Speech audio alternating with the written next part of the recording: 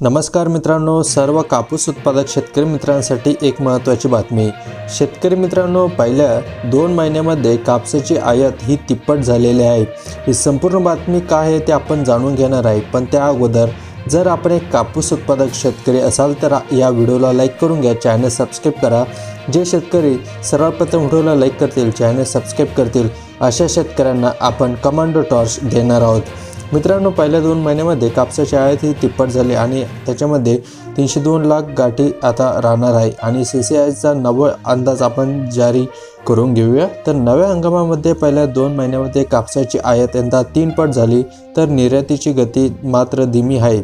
तर देशामध्ये यंदा कापूस आयात 67% वाढले असून कापूस निर्यात 36% कमी होईल। देशातील उत्पादन 302 लाख गाठीवर स्थिरावलेले आहे, पण मात्र आता वापर 313 लाख गाठीचा होईल, असा सुधारित अंदाज क्वार्टर असोसिएशन ऑफ इंडियाने दिलेला आहे। बऱ्याच ठिकाणी आता देशात यंदा कापूस उत्पादन घटूनही बाजारात दबावात आहे। मात्र दुसरीकडे आंतरराष्ट्रीय बाजारात कापसाचे बाजारभाव कमी असल्याने कापसाची विदेशातून आयात वाढलेली आहेत। देशातील उद्योग आयात करत आहेत, त्यामुळे चालू हंगामाच्या सुरुवातीच्या 2 महिन्यामध्ये म्हणजेच ऑक्टोबर आणि नोव्हेंबर महिन्यात 9 लाख गाठी कापूस आयात झाला।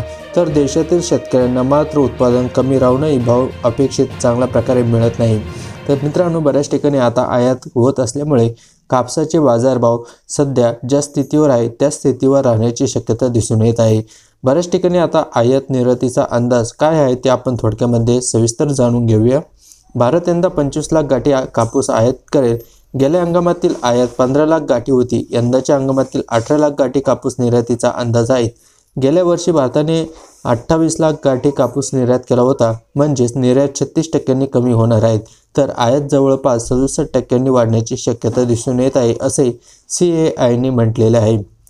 मित्रांनो, अशा प्रकारे जर तुमच्याकडे कापूस असेल किंवा तुमच्या भागामध्ये कापसाला किती दर मिळत आहे ते आम्हाला कमेंट बॉक्समध्ये नक्की कळवा आणि अशाच नवीन माहिती पाहण्यासाठी व्हिडिओला लाईक करून चॅनल सबस्क्राइब करा। धन्यवाद।